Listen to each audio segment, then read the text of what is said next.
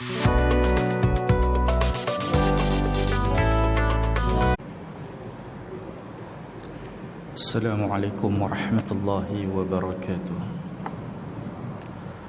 Innal hamdalillah nahmaduhu wa nasta'inuhu wa nahdihi wa nastaghfiruh wa na'udzu billahi min shururi anfusina wa min sayyiati a'malina. Man yahdihillahu fala mudilla lahu wa man yudlil fala hadiya lahu. Subhanaka la ilma lana illa ma 'allamtana innaka antal alimul hakim. Wala hawla wala quwwata illa billahil aliyyil azim. Amma ba'd. Muslimin dan muslimat yang dirahmati Allah Subhanahu wa taala sekalian, alhamdulillah pagi ini Allah Subhanahu wa taala masih lagi memberikan peluang kepada kita untuk hidup, bernafas. Maka kita gunakan peluang ini untuk terus melaksanakan ketaatan kita kepada Allah, menelusuri jalan-jalan yang diredai oleh Allah sehinggalah kita bertemu dengannya pada suatu hari yang telah ditetapkan oleh Allah. Pada pagi ini saya nak membicarakan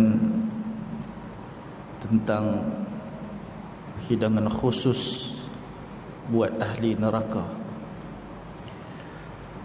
Imam Al-Qurtubi rahimahullah, dia ada cerita di dalam tafsir dia, satu kisah berkenaan tentang Imam Ahli Basrah, namanya Al-Hasan bin Abi Al-Hasan Al-Basri, atau kita lebih kenali dengan nama Hasan Al-Basri, yang wafatnya pada tahun 110 Hijrah. Satu petang, Hasan Al-Basri ini tengah tunggu waktu untuk berbuka puasa. Makanan dah ada di depan mata, sudah siap dihidangkan. Tiba-tiba dia teringat satu ayat daripada surah Al-Muzammil, ayat 12 sampai 13. Ayat itu berbunyi, Inna ladaina ankalau wa jahima wa ta'aman dha ghussati wa azaban alima. Maksud dia, sesungguhnya di sisi kami ada belenggu-belenggu, rantai-rantai, ikatan-ikatan yang amat berat, dan neraka yang menyala-nyala, dan makanan yang menyumbat ke kerongkongnya, dan azab yang pedih. Ayat itu sebut za ghussah. Itu maksud makanan yang disumbatkan atau menyumbat ke dalam kerongkongnya. Kerana teringatkan ayat ni, Imam Hasan Al-Basri hilang selera makan. Dia kata dekat pembantu dia, angkatlah makanan ni, aku tak lalu nak makan. Esok hari puasa lagi, bila sampai waktu berbuka, sekali lagi Imam Hasan Al-Basri teringatkan ayat ni. Hilang selera makan dia. Dia kata, ambillah makanan ni, angkatlah. Benda yang sama juga berlaku pada hari yang ketiga. Sampai anak dia sudah nak risau, awak bapa aku ni tak boleh nak makan. Sudah 3 hari puasa tak makan, nak buka puasa terus hilang selera. Anak dia sudah risau, pergi cari kawan-kawan bapa dia ni, pergi cari ulama-ulama lain di Basrah.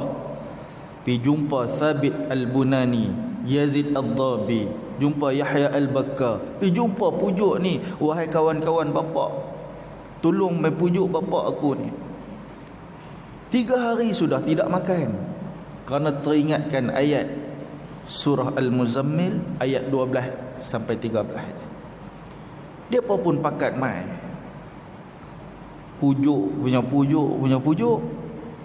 Akhirnya Hasan Al-Basri ni dia hanya mampu hirup sikit je kuah. untuk menghilangkan rasa lapar dia. Nak makan tak lalu.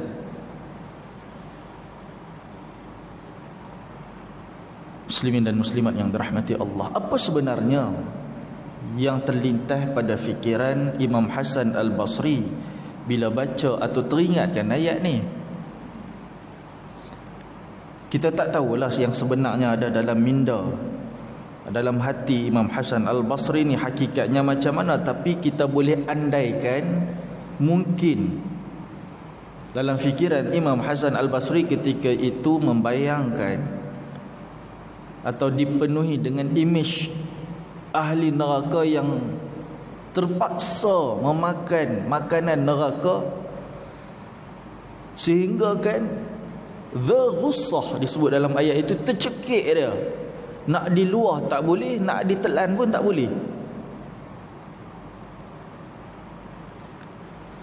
Makanan itu tak boleh turun di perut, nak dimuntahkan pun tak boleh, terlekat di kerongkong dia. Mereka tersedak dalam keadaan yang amat perit dan menyiksakan. Inilah makna ta'amun za ghussah, makanan yang tersumbat di dalam kerongkongnya. Dan ada juga sebenarnya ayat-ayat yang lain menyebutkan berkenaan dengan makanan dan minuman yang ada di dalam neraka ini. Ia memberi satu signal kepada kita bahawa ahli neraka ni mereka merasakan kelaparan dan dahaga yang teramat sangat, sehingga mereka terpaksa memakan benda yang akan menyebabkan mereka bertambah siksa. Kalaulah nak dibandingkan dengan lapar dan haus kita di atas dunia ni, jauh berbeza. Kita pernah puasa, ada sebahagian kita yang buat IF,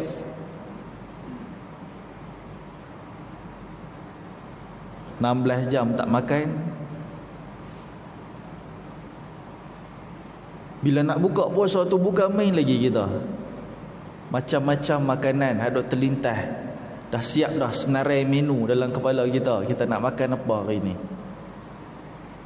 Pergi bazar Ramadan, menu tu separuh, beli sekali ganda lagi. Tu kita sebab apa? Lapar, dahaga, haus. Tapi yang kata dahaga dan haus ahli neraka ini tak terbayang oleh akal fikiran kita, yang teramat sangat sehingga mereka sanggup makan benda yang tak sepatutnya dimakan. Mereka minum benda yang tak sepatutnya diminum.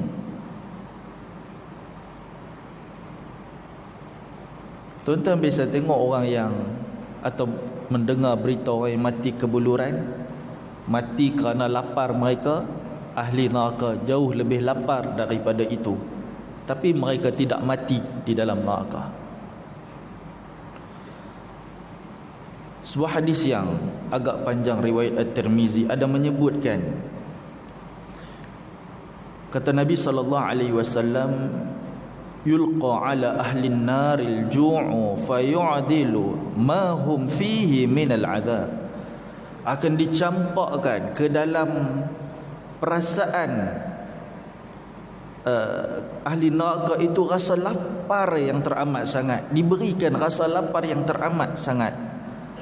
Maka rasa azab lapar di dalam diri itu sama macam dia terima azab daripada luar, daripada pukulan malaikat, siksaan malaikat Zabaniyah, daripada kepanasan api itu dah satu hal daripada luar. Daripada tubuh badan tu, azab lapar tu sama macam yang di luar. So azab yang dia terima tu daripada luar dan dalam diri dia. Kalau kita renung, yang namanya ta'amun, makanan yang dia makan tu sebenarnya bukanlah makanan. Tak layak dipanggil makanan pun, sebab dia tidak memiliki sifat-sifat makanan. Tuan-tuan makan, Nak apa? Nak kenyang, nak rasa sedap, nak menikmati. Masalahnya makanan di dalam neraka tu tak ada sifat-sifat itu. Kenyang pun tidak, sedap pun tidak, bahkan menyiksakan pula. Maka nak kata makanan, tak ada sifat makanan pun. Banyak ayat Quran dan juga hadis yang ceritakan selepas ahli neraka ini dia melahap makanan dan meneguk minuman daripada neraka, kesakitan daripada makan dan minum dia itu akan merebak ke seluruh tubuh badan dia. Tuan-tuan pernah keracunan makanan? Makan satu makanan, dia naik satu pening kepala. Sehari dia rasa loya nak muntah. Sehari dengan satu tubuh badan dia jadi lemah lah. Nak bangun tak boleh. Bawa pergi klinik.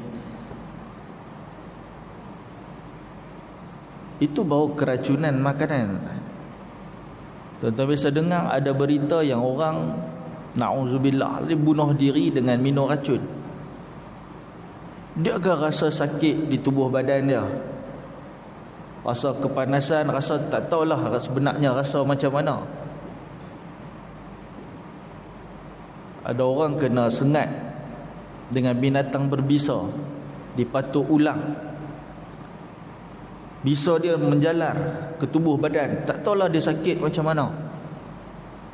Tapi yang kata ahli neraka ni, bila dia makan dan minum daripada apa yang ada di neraka itu,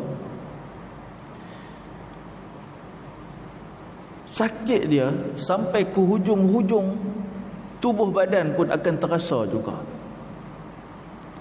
Dalam surah Ibrahim ayat yang ke-14, ayat yang ke-17, Allah Ta'ala berfirman, maksud dia, ia yakni ahli neraka meminum air nanah itu dengan susah payah. Nanah yang keluar daripada tubuh badan ahli neraka itu diminum oleh ahli neraka yang lain. Nak minum tu Allah kata dalam keadaan susah payah, hampir-hampir tak mampu nak telan dia. Maka datanglah maut dari segenap penjuru, namun ia tidak akan mati. Di hadapannya masih ada azab yang sangat berat. Ayat ni nak bagi tahu keadaan bila menyantap minuman neraka ni seperti orang yang sedang sakaratul maut. Kita dengar sakaratul maut pun dah naik kecut perut dah. Pasal apa? Nak mati, sakit. Bahkan Rasulullah sallallahu alaihi wasallam pun merasai kesakitan dia. Apatah lagi kita yang tak boleh nak lari ni. Tetapi ahli neraka ni dia merasai sakit sakaratul maut itu, namun dia tak mati-mati. Kita kalau dah mati okey, habis ya kesakitan tu. Tapi ahli neraka ni merasai kesakitan sakaratul maut tanpa kematian, berlanjutan selama-lamanya ketika mana dia ada dalam neraka tu. Ibrahim At-Taimi rahimahullah, dia kata sakit sakaratul maut yang datang kepada ahli neraka itu pada setiap bahagian tubuh dia, di kepala, di kaki, di tangan, di perut, di depan, di belakang, di atas, di bawah, semua, dalam semua keadaan, bahkan sampai ke hujung-hujung rambut sekalipun terasa sakit dia itu. Tuan-tuan, rambut kita ni bukan ada neuron, potonglah, cukoklah macam mana pun tak sakit kita ni atas dunia lah. Tapi yang kata sakit sakaratul maut di dalam neraka tu terasa sampai hujung-hujung rambut. Dan ini berlaku sepanjang dia berada di dalam neraka. Imam Al-Qurtubi rahimahullah dalam tafsir dia katanya, keadaan orang kafir di dalam neraka itu seperti keadaan orang yang terus menerus mengalami sakaratul maut tanpa henti. Tak berhenti sakit nak mati itu, tapi tak mati. Maknanya apa? Ahli neraka itu tidak akan rasa nikmat walaupun sesaat, sedetik pun tidak akan rasa nikmat bagi ahli neraka. Sebagaimana ahli syurga tidak akan merasai kepayahan, kesulitan walaupun sesaat di dalam syurga. Muslimin dan muslimat yang dirahmati Allah sekalian, Quran dia banyak sebut pada banyak perkara, banyak benda yang akan menjadi so-called sebagai makanan dan minuman ahli neraka ni. Antaranya apa yang biasa kita dengar? Zakum, Rislin, Ghassaq, Hamim dan sebagainya. Kata Imam Az-Zamakhsyari dalam tafsir Al-Kashaf, setiap makanan ini dia disediakan kepada geng-geng, kelas-kelas tertentu di ahli neraka. Tengok kepada dosa dia. Nak jelas tentang semua benda ni panjang bicara dia. Maka kesempatan ini saya nak ambil satu je, iaitu tentang zakum. Dari sudut bahasa, zakum ini adalah satu nama untuk setiap makanan beracun yang membunuh siapa saja yang makan dia. Sudut bahasanya lah, orang makan makanan tu, makanan yang beracun masuk dalam tubuh badan dia, dia mati. Maka itu zakum. Begitu yang dinukilkan oleh Ibnul Manzur dalam Lisanul Arab. Mereka sebut dalam Lisanul Arab, kitab mereka pakar bahasa. Baik. Kata Imam Abu Hanifah rahimahullah, zakum sebenarnya nama satu batang pokok yang tumbuh di negeri Tihamah, negeri yang cukup kering dan panas. Situlah tumbuh pokok zakum. Ni cerita atas dunia. Dia ambil nama zakum itu. Kalau kita tengok dan perhatikan pokok-pokok yang tumbuh di padang pasir ni, dia ada bau tak? Yang biasa kita tahu pokok kaktus, dia ada bau tak? Tak ada bau. Dia mungkin ada duri, tapi kalau nak kata ada bau, tidak ada bau. Yang namanya zakum ni sudahlah tumbuh di negeri Tihamah yang penuh dengan kepanasan dan juga kekeringan. Dan baunya sangat busuk. Daun dia bentuk bulat dan kecil. Dia ada satu getah. Kalau pitoreh dia keluar getah. Getah dia tu warna putih. Kalau terkena kepada kulit kita ni, kulit manusia, bengkak-bengkak kita, kulit kita ni. Kena saja bengkak-bengkak kulit kita. Dan kalau termakan getah dia, bisanya akan menyebabkan kematian. Itu cerita pokok zakum atas dunia. Quran sebut nama pokok zakum ini beberapa kali. Antaranya Allah Subhanahu wa taala sebut dalam surah Ad-Dukhan ayat 43-45. Inna syajarataz zakum ta'amul athim kalmuhli yaghli fil butun. Sesungguhnya pokok zakum itu makanan bagi orang yang banyak berbuat dosa, dan ia seperti keruhan minyak yang mendidih di dalam perut. Tuan-tuan duk tengok, duk dibagi didih minyak sebelum goreng apa, minyak kita didih kan, macam tu punya didih duk dalam perut kita. Bahkan lagi teruk lagi didihnya di dalam neraka itu. Bila kali pertama orang Arab dengar pasal pokok ni, sebab pokok ni tak tumbuh di Mekah, Bila turun ayat ni, orang Arab jahiliah mereka dengar ayat ni, terutamanya Abu Jahal. Dia perli ayat ni. Dia kata dekat kawan-kawan dia, hampa tahu tak pokok zakum tu apa? Bila turun ayat ni, hampa tahu tak pokok zakum ni apa? Kata Abu Jahal. Dia bagi tahu kat kawan-kawan dia. Itulah kurma yang dicicah dengan mentega. Kawan-kawan dia dengar tu pakat gelak habis. Dia buat lawak lagu tu, dia buat peleceh dengan ayat Quran lagu tu. Maka Allah turunkan firman lagi, nak terangkan lagi apa sebenarnya pokok zakum itu.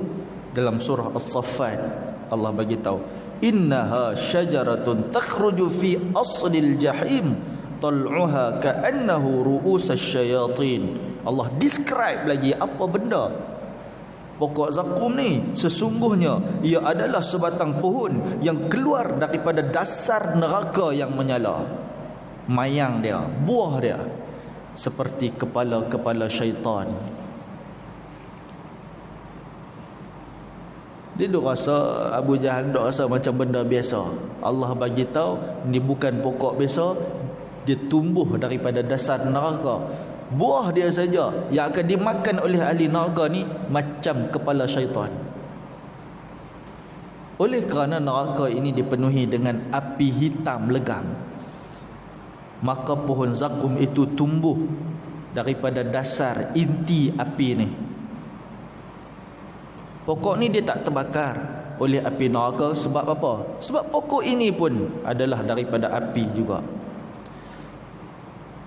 Akak dia menjalar daripada dasar neraka jahanam tu sampai cabang-cabang dia ni pergi ke semua tingkat neraka. Dan mayang dia, buah-buah dia tu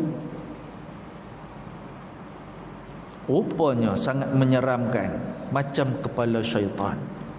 Kenapa disamakan dengan kepala syaitan? Sebab itu nak menunjukkan bahawa keburukan buah tersebut yang tidak ada pun kebaikan sikit pun dalam dia. Tak ada sikit pun kebaikan pada buah pohon zakum ini. Sebab itu disamakan dengan kepala-kepala syaitan. Kalau pokok ini describe begitu menyeramkan oleh Allah, kenapa ahli neraka sanggup makan dia, sanggup telan dia? Sebab kerana mereka rasa lapar yang teramat sangat dan tak ada dah pilihan lain. No choice. Nak telan apa? Tak ada choice, melainkan itulah dia. Dan ahli neraka saja yang memakannya. Malah bukan saja makan, pulun pula, lahap pula makan ni, kerana nak penuhkan perut mereka. Allah Subhanahu wa taala bagi tahu perangai depa ni yang nak memenuhkan perut mereka dengan pohon buah daripada pohon zakum. Firman Allah dalam surah Al-Waqi'ah, thumma innakum ayyuhad-dallunal mukaththibun la'akiluna min syajarin min zakum famali'una minhal butun fasharibuna 'alaihi minal hamim fasharibuna syurbal him. Kemudian sesungguhnya kamu wahai orang yang sesat lagi mendustakan akhirat, benar-benar akan memakan daripada pohon zakum dan akan memenuhkan perutmu dengan dia. Makan ni lahap, nak penuhkan perut dengan pohon zakum itu. Sesudah itu kamu akan minum air yang teramat panas, maka kamu minum seperti unta yang sedang kehausan. Tuan-tuan biasa tengok unta tengah haus. Unta ni dia tak minum lama tak apa, tapi kalau sekali dia minum, duk tanya bila dia nak berhenti. Sebab dia duk nak simpan dalam tubuh badan dia tu.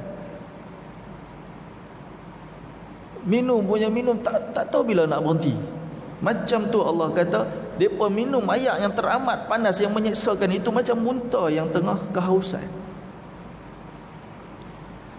Az-Zamakhsyari rahimahullah dia kata, makna ayat ni ahli neraka akan merasa lapar yang teramat sangat sehingga memaksa mereka untuk makan daripada pohon zakum yang rasanya macam minyak panas.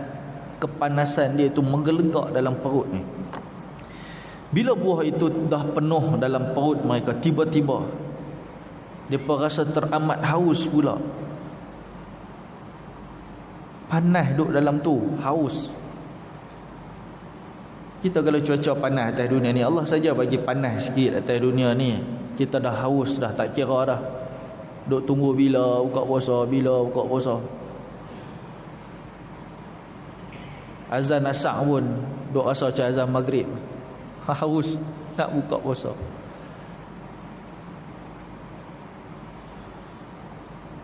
Jadi apatah lagi ahli neraka yang kepanasan dia dari segenap arah, maka kehausan mereka pun yang teramat sangat. Lalu mereka pun terpaksa minum daripada timah cair besi yang dicairkan tengah-tengah panas tu, sehingga memutuskan usus-usus perut mereka. Dalam hadis riwayat At-Tirmizi, sabda Rasulullah sallallahu alaihi wasallam, "Law anna qatratan min az-zaqum qutirat fi darid dunya la afsadat ala ahli ad-dunya ma'aishahum fa kaifa biman yakunu ta'amah." Kata baginda sallallahu alaihi wasallam, kalaulah satu titik saja daripada zakum, cubit sikit daripada buah zakum ni terjatuh ke laut dunia. Kita tahu dunia kita, bumi kita ni 70%, 69% ke 70% apa dia? Lautan. 30% je daratan. Ambil cubit sikit daripada pokok zakum, buah dia, pergi lempak masuk dalam lautan, kata Nabi, nescaya musnah seluruh kehidupan yang ada di dalam lautan ni. Tak tinggal sekok pun, mati habis. Nak bagi tahu dahsyatnya pokok zakum tu, kemudian Nabi tanya, fa kaifa bima yakunu ta'amah, maka bayangkan macam mana kalau seseorang dimakan dia. Ambil setitik, secubit masuk dalam lautan, habis satu lautan, habis 70% daripada laut, daripada dunia ni, yang makhluk lautan ni semua sekok pun takkan hidup, sikit ya. Maka bagaimana keadaan orang yang makan buah dia? Nabi tanya. Muslimin dan muslimat yang dirahmati Allah sekalian, satu orang yang membaca Al-Quran dengan pemahaman yang mendalam, dia baca Quran, dia faham, dia merasai keadaan yang Allah Subhanahu wa taala sebutkan dalam Quran itu, dia meletakkan diri dia pada situasi itu, maka dia akan diiringi dengan iman, dia akan diiringi dengan khusyuk, sebagaimana Imam Hasan Al-Basri ini, seolah-olah dia menyaksikan siksaan itu depan mata dia, sehingga akan menyebabkan dia tak lalu nak makan. Macam mana kalau aku yang berada dalam keadaan itu? Begitu dia letakkan diri dia. Sebenarnya itu pun kita boleh ambil satu pengajaran bahawa bila kita membaca satu ayat Al-Quran, walaupun Allah cerita pasal orang kafir, walaupun Allah cerita pasal Bani Israel, walaupun Allah cerita pasal orang-orang yang berdosa, tapi letakkan diri kita tu kalau berada di tempat tu, macam mana kita? Itulah yang dibuat oleh para sahabat bila Nabi SAW menceritakan tentang nikmat syurga dan juga azab neraka, menangis-nangis dia pun. Cerita pasal kubur je pun Sayyidina Uthman sampai menangis basah janggut. Sebab meletakkan diri kita, macam mana kalau aku ada dalam kubur ni, dalam keadaan aku tak boleh jawab yang malaikat tanya. Macam mana kalau aku ada dalam kubur ni, dalam keadaan kubur ini himpit aku sehingga bersilang tulang-tulang aku. Aku tak boleh nak lari dah. Sebab itu Sayyidina Uthman tengok je kubur, teriak.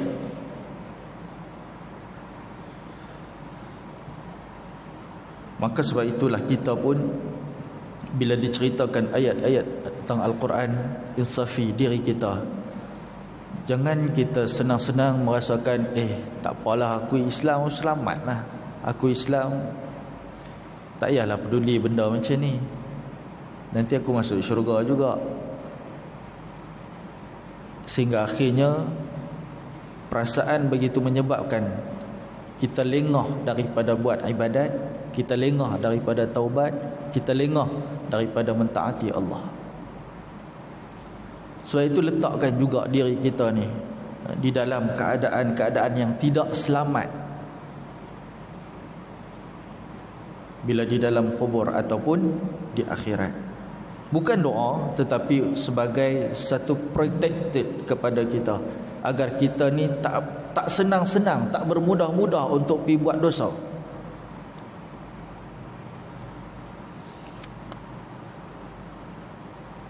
Jadi oleh kerana Hasan Al-Basri dia memikirkan hal itu, dia membayangkan hal itu, dia meletakkan diri dia pada situasi itu, menyebabkan hilang selera makan dan minum dia. Hasan Al-Basri juga terkenal dengan seorang tokoh yang dikuasai dengan perasaan khauf, perasaan takut kepada hari akhirat. Dosa-dosanya selalu dia fikirkan. Orang hari ni banyak duk fikir dosa orang lain, salah orang lain, semua pergi korek aib orang ni, dia lah nombor satu, boleh tahu. Tapi pasal dosa dia tak nampak, dia abaikan. Ini masalah. Sepatutnya dosa kita lebih kita tahu dan kita ambil berat daripada dosa orang lain, daripada aib orang lain.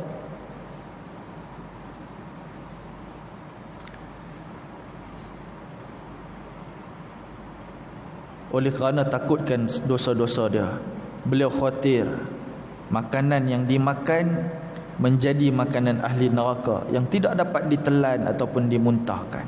Begitulah akhlak para ulama yang terdahulu untuk kita teladani. Akhlak begitu diwarisi daripada Rasulullah sallallahu alaihi wasallam. Dalam hadis riwayat Bukhari, kata Nabi sallallahu alaihi wasallam, kalaulah kamu mengetahui apa yang aku tahu, nescaya kamu akan sedikit sahaja ketawa dan banyak menangis. Kita hari ini macam mana? Ketawa dengan menangis mana banyak? Sendiri jawab. Nabi kata, kalau kau tahu macam mana aku tahu, nescaya kamu akan sedikit ketawa dan banyak akan menangis. Demi Allah, hati kita ni tak sama macam hati mereka. Bila baca ayat-ayat Quran ceritakan tentang azab Allah, kita okey, kita relax, kita tak ada apa-apa. Semoga Allah mengampuni kelalaian kita. Semoga Allah menyedarkan kita sebelum kita tersedar di alam kubur dan alam akhirat. Semoga Allah tidak mengampuni segala